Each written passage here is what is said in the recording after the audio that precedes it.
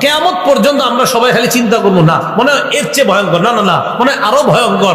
নবী কয় এতটা ভয়ঙ্কর হবে যে কিয়ামত পর্যন্ত আমি আপনি শুধু চিন্তা করব মনে হয় এরকম, মনে হয়। নবী কয় না না না, তোমাদের চিন্তা ধারণারও বাহিরে এত ভয়ঙ্কর হবে কিয়ামত।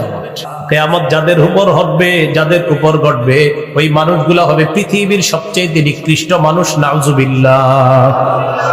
কিয়ামত যাদের উপর ঘটবে, এই জাতীয় মানুষদের থেকে আমাদেরকে সহ আমাদের পরবর্তী যারা আসবে দুনিয়াতে তাদেরকেও যেন আল্লাহ হেফাজত করে। কারণ কিয়ামত যাদের উপর ঘটবে তারা হবে পৃথিবীর সবচেয়ে নিকৃষ্ট মানুষ। 1 নম্বর, কিয়ামতের জ্ঞান কার কাছে? 2, কিয়ামত আল্লাহ কবে প্রকাশ করবে? 3, কিয়ামত কিবারে হবে? কোন বছরের? 4, কিয়ামতটা কাদের উপর হবে? মনে থাকবে নি? ঠিক এমনি কইবেন, কাউরে কইবেন। কিয়ামতটা যেদিন হবে, ইসরাফিল একটা সিংহায় ফু দিবে, সেদিন কিয়ামত হবে। ইসরাফিল সিংহাটা মুখে নিয়ে মাথাটা ঝুঁকায়া কানটা খাড়া করে রাখছে, সুবহানাল্লাহ। সিংহাটা মুখে, মাথাটা ঝুঁকায়া রাখছে, কানটা খাড়া করে রাখছে। নবীজি যে হাদিসটা বলছেন, এই হাদিসটা মন দিয়ে শোনেন। আর হাদিসের শুরুতে নবীজি যে কথাটা বলছে, এই কথাটা আজকে রাত্রে সহ প্রত্যেকদিন কয়েকবার স্মরণ করবেন, বিছানায় মাথাটা লাগায়া। আল্লাহর পরে যিনি শ্রেষ্ঠ, কে? তিনি বলেন মুহাম্মদ সাল্লাল্লাহু আলাইহি সাল্লাম। তিনি কি বলে দেখেন, তিরমিজি শরীফের বর্ণনা 3243 নম্বর হাদিস, 3243 নম্বর হাদিসের বর্ণনা। এই হাদিসের মধ্যে নবীজি বলেন, আন আবি সাঈদ আল খুদরি রাদিয়াল্লাহু তাআলা আনহু আন্না রাসূলুল্লাহ সাল্লাল্লাহু আলাইহি ওয়াসাল্লাম قال, নবীজি বলেন, কাইফা আনামু ওয়া ক্বাদ ইলতাকামা সাহিবুল কারনিল কারনা ওয়া হানা জাবহাতা ওয়া আসগা সামআ ইয়ানতাজিরু আইয়ুমার আইয়ানফুখা ফায়ানফুখা ফিহা। নবীজি বলেন, আমি কিভাবে আনন্দ করব বলো তো? নবীজি বলেন, এই বলো আমি কিভাবে আনন্দ করি? আরে আমি আনন্দ উল্লাসটা করব কিভাবে? সিংহাওয়ালা তো সিংহা নিয়ে অপেক্ষায় রয়েছে, আমি আনন্দটা করি কিভাবে? আমার টেনশন হইতেছে, সিংহাওয়ালা সিংহাটা মুখে নিয়ে অপেক্ষা আছে। নবীজি কয়, এই টেনশনে আমি আনন্দই করতে পারতেছি না।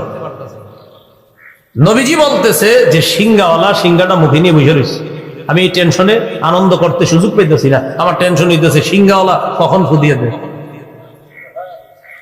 কয় কিভাবে আছে জানো? হানা জাবহাতা, কয় মাথাটা ঝুঁকায় রাখছে, ওয়াসগা সামআ, কানটা খাড়া করে রাখছে, ইয়ানতাজিরু আইয়ুমার আইয়ানফুখা, অপেক্ষা আছে কখন সিংহায় ফু দেওয়ার হুকুম করবে। ফায়ানফুখা, ফু দেওয়ার হুকুম করতে দেরি, ফু দিতে দেরি হবে না। সাহাবীগণ বললেন, ফাকাইফা নাকুলু ইয়া রাসূলুল্লাহ, তখন আমরা কি বলবো? আমাদেরকে একটু জানায়া দেন, এই জাতীয় পেরেশানির সময় আমরা কি পড়বো? নবীজি বললেন, কুলু, তোমরা পড়বা হাসবুনাল্লাহু ওয়া নি'মাল ওয়াকিল। পড়েন তো, তাওয়াক্কালনা আলাল্লাহি রাব্বিনা। নবীজি বলেন, এই পেরেশানি হলে তোমরা পড়বা হাসবুনাল্লাহু ওয়া নি'মাল ওয়াকিল, তাওয়াক্কালনা আলাল্লাহি রাব্বিনা। মনে থাকবে নি? হাসবুনাল্লাহু ওয়া নি'মাল ওয়াকিল, তাওয়াক্কালনা আলাল্লাহি রাব্বিনা। কার্যনির্বাহী হিসাবে আল্লাহ আমাদের জন্য যথেষ্ট।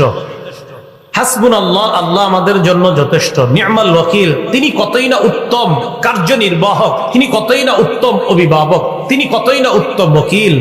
আমরা আল্লাহর উপর ভরসা করলাম, যিনি আমাদের রব, এই রবের উপর আমরা ভরসা করলাম, ইনশাল্লাহ কিচ্ছু হবে না। মানে এই জাতীয় একটা আত্মবিশ্বাস রাখা। হ্যাঁ, এই পেরেশানিও আনা যে সিংহাওয়ালা তো সিংহা মুখে নিয়ে আছে, আমি উল্লাসটা করি কিভাবে?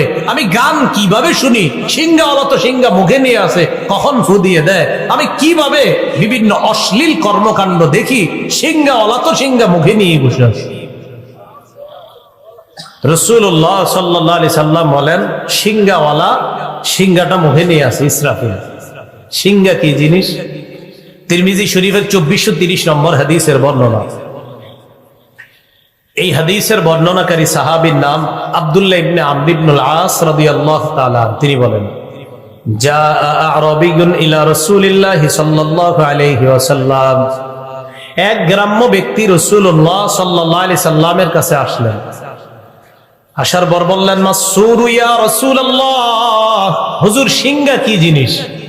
فقال رسول الله صلى الله عليه وسلم নবীজি বললেন কর্নুন ইউনফাকু ফি, সিংহা হলো একটা সিংহের মতো, এই সিংহের মধ্যে ফু দেওয়া হবে। এক ব্যক্তি আসলেন, আসার পর বললেন হুজুর সিংহা কি জিনিস? নবীজি বললেন সিংহা হলো একটা সিং, এই সিংহের মধ্যে ফু দেওয়া হবে। তাহলে এটা হলো সিংহা। এটা কিসের মতো দেখতে? সিংহের মতো। কেমন দেখতে আল্লাহ ভালো জানেন। তাফসীরের কিতাবে আসছে প্রচুর ছিদ্র থাকবে এটার ভিতর, কি পরিমাণ আল্লাহ ভালো জানে, এত পরিমাণ ছিদ্র থাকবে। এটার মধ্যে ইসরাফিল ফু দিবে। প্রথম ফুটা দেওয়ার সাথে সাথে হাদিসে আসছে ফু হবে 2টা, তাফসীরের কিতাবে আসছে ফু হবে 3টা। হাদিসের ভাষ্য অনুযায়ী যদি ফু 2টা হয়, প্রথম ফুয়ে জমিন পাহাড় গুলা এক ধাক্কায় সব চূর্ণ বিচূর্ণ হয়ে যাবে। এক ধাক্কায় মানুষগুলা বেহুশ হয়ে যাবে। দ্বিতীয় ফুয়ে সব মানুষগুলা বেহুশি থেকে আবার কিয়ামতের ময়দানে উঠবে। রাসূলুল্লাহ সাল্লাল্লাহু আলাইহি সাল্লামের হাদিসের ভাষ্য অনুযায়ী প্রথম ফুটাকে বলা হয় নাফখাতুস সাকি, বেহুশির ফু। দ্বিতীয় ফুটাকে বলা হয় নাফখাতুল বাসি, পুনরুত্থানের ফু। সূরাতুল হাক্কার 13 থেকে 18 নম্বর আয়াতে আল্লাহ বলেন ফাইদা নুফিখা ফিস সূরি নাফখাতু ওয়াহিদা, সিংহার মধ্যে যখন ফু দেওয়া হবে একটা মাত্র ফু, ওয়া হুমিলাতিল আরদু ওয়াল জিবাল ফাদুক্কাতা দাক্কাতা ওয়াহিদা, প্রথম ফুয়ের সাথে সাথে জমিন পাহাড় পর্বতগুলা যা আছে সব এক ধাক্কায় চূর্ণ বিচূর্ণ হয়ে যাবে। এরপর আল্লাহ বলেন ফায়াউমা ইদি ওয়াকাতিল ওয়াকিআ, মানুষ যারা বলে কিয়ামত কবে হবে, আল্লাহ বলেন শোনো তোমরা, সেদিন কিন্তু যেটা ঘটে যাওয়ার সেটা ঘটে যাবে। বাংলাটা মনে রাখেন, কি করে আল্লাহ দেখেন, সেদিন কিন্তু যেটা ঘটার সেটা ঘটে যাবে। ফায়াউমা ইদি ওয়াকাতিল ওয়াকিআ, সেদিন যেটা ঘটার সেটা ঘটে যাবে। বারবার বলো কিয়ামত কবে হবে, আল্লাহ বলেন সেদিন যেটা ঘটার সেটা ঘটে যাবে। ওয়ানশাক্কাতিস সামাউ ফাহিয়া ইয়াউমাইদি ওয়াহিয়া, আসমানের দিকে তাকান, তাকানোর পর কোনো ছিদ্র খুঁজে পাবেন না। সূরা মুলকে আল্লাহ বলেন ফারজি'ল বাসারা হাল তারা মিন ফুতুর, দৃষ্টিটা আসমানের দিকে ফিরাও, ফিরানোর পর দেখবা আসমানের মধ্যে কোনো ছিদ্র নাই। সুম্মারজি'ল বাসারা কাররাতাইন, বারবার ফিরাও, আবার চোখ দাও। একবার আপনি আসমানের দিকে চোখ দিলেন, দেওয়ার পর চোখটা নিচের দিকে আনলেন, আল্লাহ কয় আবার দাও, দেওয়ার পর আসমানের মধ্যে কোনো ছিদ্র খুঁজো। লম্বা সময় তালাশ করে কোনো ছিদ্র খুঁজে পাই না, পাবো কিভাবে? আল্লাহ বলেন ওয়াজআলনাস সামাআ সাকফাম মাহফুজা, আমি আল্লাহ এই আসমান তোমাদের জন্য সংরক্ষণকারী ছাদ হিসাবে বানাইলাম। বলেন তো আমাদের এই দুনিয়ার ছাদের নাম কি? তো কোনো ছিদ্র পাই? আচ্ছা, সিংহা ইসরাফিল যখন ফু দিবে আল্লাহ বলেন ওয়ানশাক্কাতিস সামাউ ফাহিয়া ইয়াউমাইদি ওয়াহিয়া, যে আসমানে আল্লাহ বললেন ছিদ্র তালাশ করার জন্য, তালাশ করে পাই না, আল্লাহ বলেন ইসরাফিল যখন সিংহায় ফু দিবে ওয়ানশাক্কাতিস সামা, আসমান ফেটে যাবে।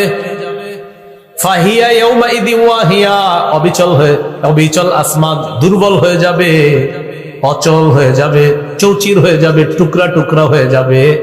তাহলে আসমান জমিন পাহাড় পর্বত সব ধ্বংস। আল্লাহ বলেন ওয়াল মালাকু আলা আরজাইহা, চারপাশে ফেরেশতারা থাকবে। ওয়া ইয়াহমিলু আরশা রাব্বিকা ফাওকাহুম ইয়াওমাইদিন সামানিয়া, এর উপরে আপনার রবের আরশটা 8 জন ফেরেশতা বহন করে ধরে রাখবে। সব শেষ হয়ে যাবে, 8 জন ফেরেশতা এইভাবে আরশটা ধরে রাখবে। এরপর আল্লাহ বলেন ইয়াউমাইদিন তু'রাদুনা লা তাখফা মিনকুম খাফিয়া, সেদিন তোমাদেরকে পেশ করা হবে, তোমাদেরকে উপস্থিত করা হবে। লা তাখফা মিনকুম খাফিয়া, সেদিন কোন গোপনীয় জিনিস গোপন থাকবে না। গোপনীয় জিনিস কি থাকবে না? হুজুর কথাটা গোপন রাখেন, দুনিয়াতে বলি না এরকম বইলা। ভাই কথাটা বললাম গোপন রেখে, কথাটা বললাম গোপন রাখেন, এটা এইখানেই আল্লাহ বলেন সেদিন কোনো গোপনীয় জিনিস গোপন থাকবে না। আমি যা চাবো সেটাই হবে। আমি চাইবো প্রকাশ করতে, প্রকাশ হবে। আমি চাবো গোপন রাখতে, তো গোপন থাকবে। আমি আল্লাহ যেটা চাবো সেদিন সেটাই হবে। তো এইভাবে যখন আপনার কিয়ামতটা কায়েম হবে, প্রথম ফু, এবার দ্বিতীয় ফু দেওয়ার পরে সব মানুষগুলা উঠবে। তো কিভাবে আমাদেরকে জমা করা হবে? সহিহ বুখারীর বর্ণনা 6527 নম্বর হাদিসের বর্ণনা, আম্মা জান আয়েশা সিদ্দিকা রাদিয়াল্লাহু তাআলা আনহার বর্ণনা। তিনি বলেন, ক্বালা রাসূলুল্লাহ সাল্লাল্লাহু আলাইহি ওয়াসাল্লাম, তুহশারুনা হুফাতান উরাতান গুরলা। কিয়ামতের ময়দানে তোমাদেরকে উপস্থিত করা হবে খালি পায়ে, উরাতা, দেহের মধ্যে কোনো কাপড় থাকবে না, গুরলা, খতনাবিহীন তোমাদেরকে কিয়ামতের ময়দানে উপস্থিত করা হবে, জমা করা হবে। আম্মা জান আয়েশা সিদ্দিকা রাদিয়াল্লাহু তাআলা আনহা বলেন, ইয়া রাসূলুল্লাহ, আর-রিজালু ওয়ান-নিসা ইয়ানজুরু বা'দুহুম ইলা বা'দ। নারী পুরুষ সেদিন একজন আরেকজনের দিকে তাকাবে। ব্যাপারটা তো লজ্জার বিষয়। দেখতে কেমন দেখা যায়? হুজুর, এটা কেমন দেখা যাবে? মানুষ উলঙ্গ হয়ে উঠবে, পায়ে জুতা থাকবে না, শরীরে কাপড় থাকবে না, খতনাবিহীন, একজন আরেকজনকে দেখলে লজ্জা হবে না? নবীজি যে জবাবটা দিলেন, ভাই, আল্লাহ নবী বলে, আয়েশা, আল আমরু আশাদ্দু মিন আইয়ুহিম্মাহুম যাক। কিয়ামতের ময়দানটা এত ভয়ঙ্কর হবে, মানুষের ধারণার মধ্যেও আসবে না, এত ভয়ঙ্কর। এর চাইতেও আরো বেশি ভয়ঙ্কর হবে কিয়ামতের ময়দান। মনে করেন আজকে থেকে আমি আপনি আমরা চিন্তা করতে থাকলাম কিয়ামতটা মনে হয় এরকম ভয়ঙ্কর হবে, কালকেও চিন্তা করলাম, কিয়ামত পর্যন্ত আমরা সবাই খালি চিন্তা করবো না, মনে হয় এর চেয়ে ভয়ঙ্কর, না না না, মনে হয় আরো ভয়ঙ্কর। নবী কয় এতটা ভয়ঙ্কর হবে যে কিয়ামত পর্যন্ত আমি আপনি শুধু চিন্তা করব, মনে হয় এরকম, মনে হয়। নবী কয় না না না, তোমাদের চিন্তা ধারণারও বাহিরে, এত ভয়ঙ্কর হবে কিয়ামত। এখন এই যে ভয়ঙ্কর হবে বলেই ওই যে আম্মা জান আয়েশা সিদ্দিকা বললেন, একজন কি আরেকজনের দিকে তাকাবে না? নবীজি বলে, আয়েশা, এই যে তাকানো, এটা তো তোমাদের মনের বিষয়। কিয়ামতের মাঠে এই মনের বিষয়গুলো থেকেও আলাদা হবে ভয়ঙ্কর, বললামই তো। আরে তোমার তো এই চিন্তারই সুযোগ থাকবে না আয়েশা। কিয়ামতের ময়দানে প্রত্যেকটা মানুষ তার নিজেরই নিয়ে এত পেরেশানির মধ্যে থাকবে, পাশের জনের শরীরে কাপড় আছে না নাই এটাও সে দেখার সুযোগ পাবে না। দেখেন তো, এই লোক, আমরা পাশে দুইজন, এটা কোনো কথা যে এর দিকে আমি তাকাবো না? নবীজি বলে, তোমরা ধারণা করতেছো যে পাশের জন্য আবার কিভাবে না দেখে। নবী কয়, ধারণা করতেই থাকো, কিন্তু কিয়ামতের মাঠের ভয়াবহতা এত ভয়ঙ্কর হবে, পাশের জন কি খালি গায়ে আছে না উলঙ্গ, তুমি নিজের পেরেশানিতে ওর দিকে তাকানোর সুযোগই পাবে না। তাহলে পেরেশানি কেমন হতে পারে? এবার কি অবস্থা হবে সেখানে? সেখানে যারা জাহান্নামী হবে, আল্লাহ না করেন, আল্লাহ হেফাজত করেন, আমাদেরকে যেন জাহান্নামী আল্লাহ না বানায়। আমাদের নাম কারো যদি জাহান্নামী হওয়ার সম্ভাবনাও থাকে, আল্লাহ যেন এখনই তার নামটা সেখান থেকে কেটে জান্নাতি করে দেয়। সহিহ বুখারীর 6532 নম্বর হাদিসের বর্ণনা, قال رسول الله صلى الله عليه وسلم, يعرق الناس يوم القيامة حتى يذهب عرقهم 70 ذراعا। নবীজি বলেন, কিছু মানুষ কিয়ামতের ময়দানে এমন ভাবে ঘর্মাক্ত হবে, ঘামিয়ে যাবে, তাদের ঘামগুলো 70 গজ পরিমাণ ছড়িয়ে যাবে। শুধু তাই নয়, ইলজিমুহুম ইলজামা হাত্তা ইয়াযহাবা আযানাহুম হাত্তা ইয়াবলুগা আযানাহুম।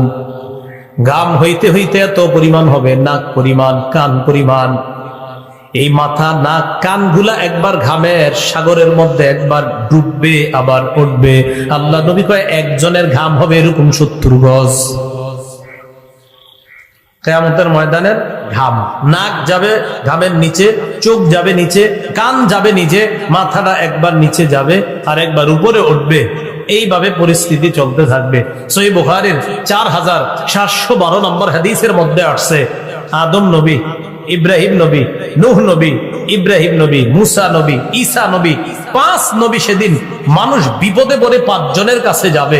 যাওয়ার পর 5 জনই জবাব দিবে, ইন্না রাব্বি ক্বাদ গাদিবা আল-ইয়াওমা গাদবান লাম ইয়াগদাব ক্বাবলাহু মিসলা ওয়া লা ইয়াগদাব বা'দাহু মিসলা। আজকে রব এত রাগ করে আছে, আজকের আগে এমন রাগ কখনো করে নাই, আজকের পর এত রাগ কখনো করবে না। সবাই এই জবাব দিবে, এত রাগ করে আছে। কিয়ামতের ময়দানে আল্লাহ পাক রব্বুল আলামিন সব মানুষদের সামনে একটা কথা বলবে। এই কথার জন্য আমার আপনার তৈরি থাকা দরকার। আর রাজা বাদশা যারা, তারা তো তৈরি থাকাই দরকার। সহিহ বুখারীর 4812 নম্বর হাদিসের বর্ণনা। عن أبي هريرة رضي الله تعالى عنه قال قال رسول الله صلى الله عليه وسلم নবীজি বলেন, ইয়াকবিজুল্লাহুল আরদ ওয়া ইয়াতবিস সামাওয়াতি বিয়ামিনি। পুরা জমিনটাকে আল্লাহ কবজায় নেবেন, সব আসমানগুলা পেঁচায়া কুদরতি ডান হাতের মধ্যে নেবেন, 7টা আসমান পেঁচায়া নেওয়ার পর দেখেন কিয়ামতের ময়দানে আয়েশা আল্লাহ বলবেন, আনাল মালিক, আমি বাদশা। আসমান জমিন নিয়ে এসে বলবেন, আমি বাদশা। আইনা মুলুকুল আরদ, দুনিয়ার রাজা বাদশারা কোথায়? আল্লাহ বলবেন, দুনিয়ার রাজা বাদশারা কোথায়? বাদশা কারে কয় দেখো, 7 আসমান জমিন সব আমার কবজার মধ্যে, তাকেই তো বাদশা বলা হয়। তোমাদেরকে 2-4 দিনের বাদশা বানাইলে কি ভয়ঙ্কর পরিস্থিতি না তোমরা করো। আরে বাদশা কাকে কয় দেখো, আজকে 7 আসমান জমিন সব আমার কবজায়, আমি তো বাদশা। ভয়াবহতা কি পরিমাণ হবে। তিরমিজি শরীফের 2312 নম্বর হাদিসের বর্ণনা। عن أبي ذر رضي الله تعالى عنه قال قال رسول الله صلى الله عليه وسلم নবীজি বলেন, ইন্নী আরা মা লা তারাউনা ওয়া আসমাউ মা লা তাসমাউনা। নবী বলেন, আমি যা দেখি তোমরা তা দেখো না, আমি যা শুনি তোমরা তা শোনো না। আত্তাতিস সামা ওয়া হুক্কালাহা আনতা ইত্তা। নবীজি বলেন, আকাশের মধ্যে, আসমানের মধ্যে কটকট আওয়াজ হচ্ছে। আসমান এইভাবে কটকট আওয়াজ করাটা তার জন্য শোভা পায়। আসমানের মধ্যে কটকট আওয়াজ হইতেছে, আমি নবীটা শুনতে পাই।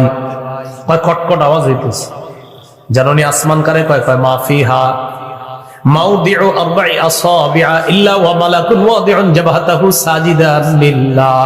আসমানের এমন 4 আঙ্গুল জায়গা পরিমাণও ফাঁকা নাই যেখানে একজন ফেরেশতা সিজদা করে না। প্রতি 4 আঙ্গুল জায়গার মধ্যে একজন ফেরেশতার সিজদা আছে। নবী বলেন, সেখান থেকে কটকট আওয়াজ পাই। এরপর বলে, ইন্নী আরা মা লা তারাউনা লাউ তা'লামুনা মা আ'লামু লা দাহিকতুম কালিলান ওয়া লা বাকাইতুম কাসীরা। আমি যা জানি তোমরা যদি তা জানতে, তাহলে তোমরা কম হাসতে, বেশি বেশি কান্না করতা। ওয়া মা তালাজ্জাজতুম বিন নিসাই আলা ফুরুশিকুন্না।